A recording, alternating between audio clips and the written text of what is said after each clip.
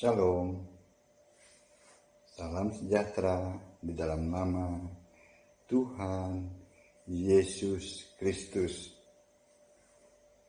Tetap bersama saya, Pendeta Binsar Sianipar dari Gereja Alkitab Allah Esa. Bapak Ibu sekalian yang dikasihi Tuhan Yesus Kristus, kita akan melihat bahwa semakin jelas Yesus manusia doa ke Bapa kekal. Murid-muridnya doa ke Bapa kiasan. Jadi ada Bapa kekal, ada Bapa kiasan. Ya. Murid-murid yang disebut Bapa, ya. Maksudnya murid-murid yang menyebut Bapa, ya, saat doa hanya terjadi saat Yesus jadi manusia dewasa, ya, melayani umur 30 sampai 33 tahun. Ya kurang lebih 3,5 tahun lah, ya. Misalnya, murid disuruh berdoa dalam doa Matius 6 ayat 9 sampai 15, ya. Yang populer disebut doa Tuhan, ya. The Lord Prayer, oleh gereja dipelintir jadi doa Bapa kami. Ya nggak apa-apa, ya. Demikian pula doa di Lukas 11 ayat 2 sampai 4. Ini doa persis sama doa yang diajarkan Yohanes Pembaptis, ya, para muridnya Yesus itu. Maksudnya begini, ya. Doa ini, ya, yang ada di Lukas 11 ayat 2 sampai 4, ini doa yang sama, ya, yang diajarkan Yohanes Pembaptis, ya, kepada murid-muridnya. Ya, Yohanes juga jangan lupa dia punya murid, ya. Ketika Yesus masih manusia pun sebenarnya Yesus juga menyebut soal Bapa yang kekal.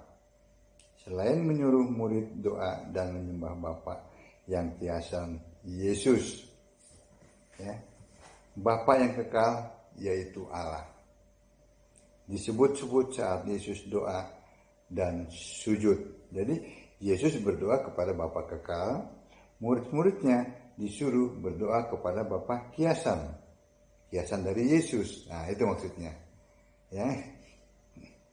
Karena Bapa itu adalah kiasan dari Yesus Roh yang di sorga. Nah, murid-muridnya disuruh menyembah kepada Bapa yang kiasan itu. Kan Yesus kan sedang jadi manusia. Jadi tidak mungkin manusia menyembah manusia. Ya kalau ini juga belum bisa dipahami, ya mengertilah. Karena yang disembah oleh para pendeta di luar sana bukan Yesus. Ya. Jadi Bapa yang kekal yaitu Allah disebut-sebut saat Yesus doa dan sujud. Nah, contohnya, ya. Dalam Yohanes 4 ayat 23, ya. Disuruh menyembah pada Bapa. Siapa Bapa yang ini? Jawabannya ada di ayat 24. Yang dimaksud Bapa di sini adalah Allah, ya. Yohanes 4 ayat 23. Kita baca 23 dan 24.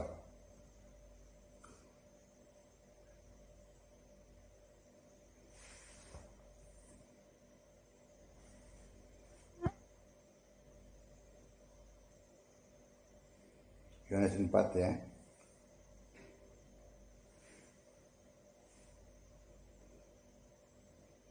Apa yang dikatakan di sini? Tetapi saatnya akan datang dan sudah tiba sekarang bahwa penyembah-penyembah benar akan menyembah Bapa dalam roh dan kebenaran. Sebab Bapa menghendaki penyembah-penyembah demikian. Nah, siapa Bapa ini? Kita baca ayat yang 24. Allah itu roh. Nah, jelas kan? Dan barang siapa menyembah dia harus menyembahnya dalam roh dan kebenaran. Itu yang dimaksud Bapa itu adalah Allah. Jawabannya ada di ayat yang ke-24. Lalu kita lihat Yohanes 20 ayat 17. Yesus menyebut Bapakku. Nah, siapa yang dimaksud Bapakku? Jawabannya ada di kalimat lanjutannya. Yang dimaksud Bapakku adalah Allahku. Yohanes 20 ayat 17.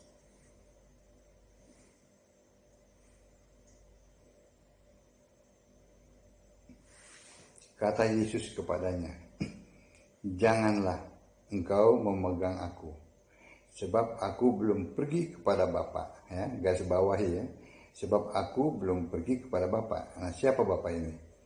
Tetapi pergilah kepada saudara-saudaraku dan katakanlah kepada mereka bahwa sekarang aku akan pergi kepada Bapakku dan Bapakmu. Ya, kepada Bapakku dan Bapakmu, kepada Allahku dan Allahmu. Nah itu, Bapa itu adalah Allah. Yang dimaksud di sini ya, jangan dikatakan bahwa Bapa itu adalah Allah, bukan itu ya. Kepada Bapakku dan Bapakmu. Nah, yang dimaksud adalah Allah. Itu. Lalu Yohanes 16 ayat 28. Yesus datang dari Bapa, datang ke dunia ini. Lalu kembali lagi kepada Bapa. Siapa yang dimaksud Bapa di sini? Tentu Bapa yang mengutus Yesus datang ke dunia. Ya, kita baca dulu sebelum saya menjelaskan. Yohanes 16 ayat 28. Ayat yang ke-28 ya. Aku datang dari Bapa, dan aku datang ke dalam dunia. Aku meninggalkan dunia pula dan pergi kepada Bapa. Ya, ini kata Bapa ini senang benar nih ya. Nih, perhatikan di sini ya.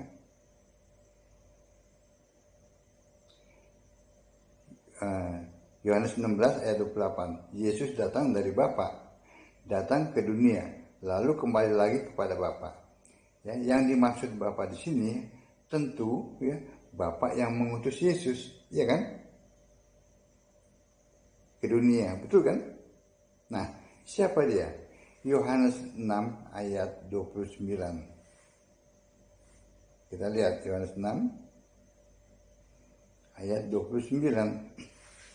Jawab Yesus kepada mereka, inilah pekerjaan yang dikehendaki Allah, yaitu hendaklah kamu percaya kepada Dia yang telah diutus Allah.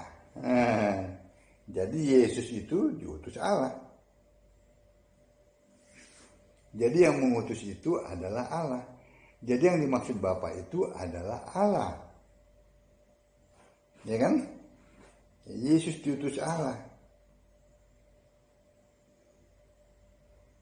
Jadi, juga baca Yohanes 12 ayat 45. Jadi yang lihat aku, lihat yang mengutus aku.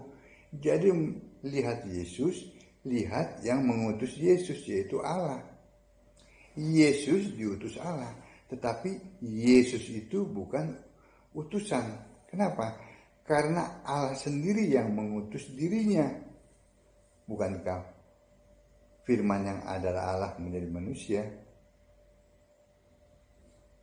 Amin. Nah, kalau Yesus doa ke Bapa, maka itu doa ke Allah.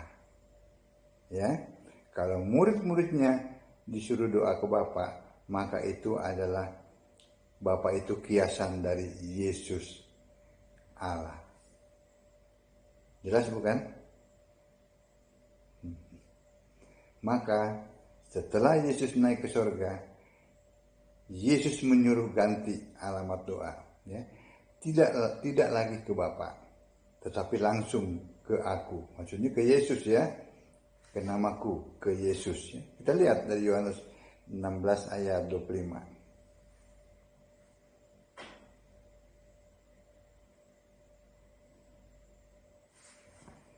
semuanya ini kukatakan kepadamu dengan kiasan. Semuanya ya, perhatikan ya. Akan tiba saatnya aku tidak lagi berkata-kata kepadamu dengan kiasan, tetapi terus terang memberitakan Bapa kepadamu. Nah itu ternyata dalam waktu pelayanannya, ya, pekerjaannya, itu kata Bapa itu adalah kiasan roh yang di surga. Kiasan Yesus roh itu adalah kiasan. Lalu setelah Yesus kembali ke surga, kiasan itu tidak diperlukan lagi karena Yesus Kristus itu adalah Allah itu sendiri. Amin.